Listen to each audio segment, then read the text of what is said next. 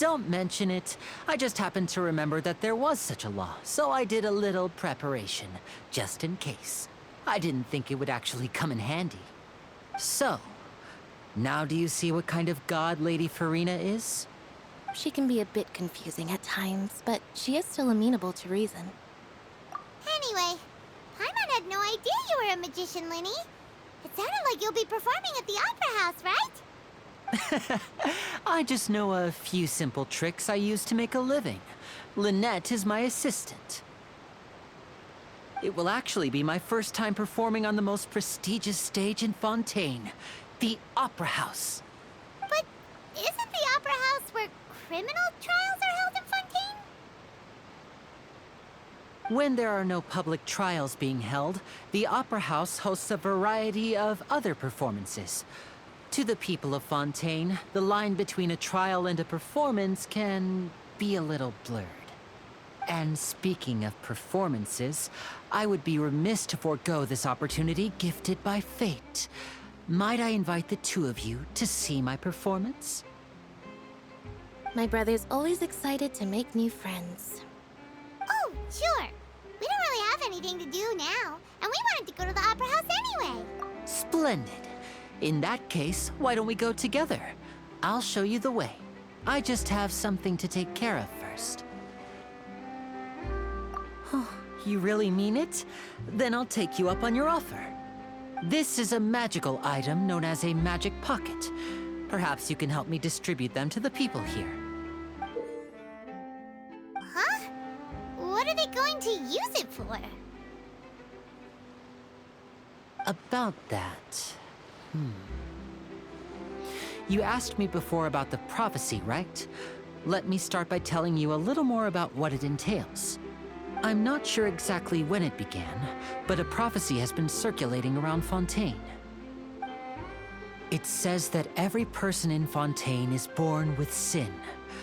No matter how the nation of justice holds trial after trial, this sin cannot be absolved. Until one day, the water levels in Fontaine will rise, and the sinful people will slowly be drowned.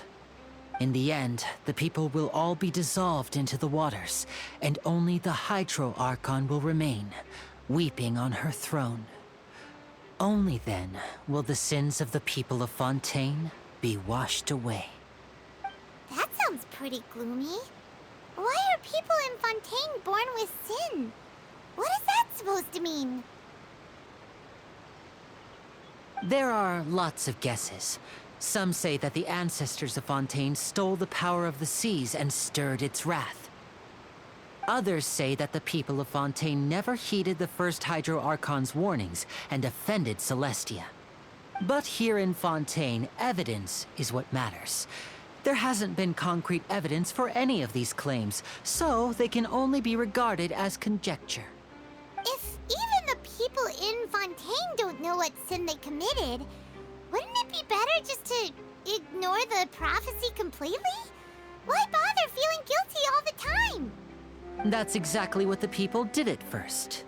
But in the last few years, the water levels in Fontaine have actually started rising.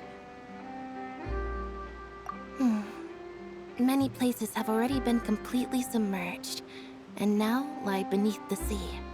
Many people carry on with their lives as before and shrug it off as a natural phenomenon.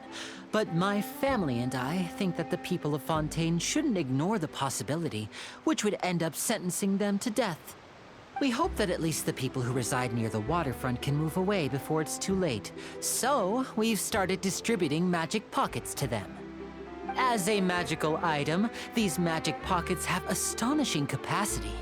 I'm sure they will come in handy when people are moving their belongings.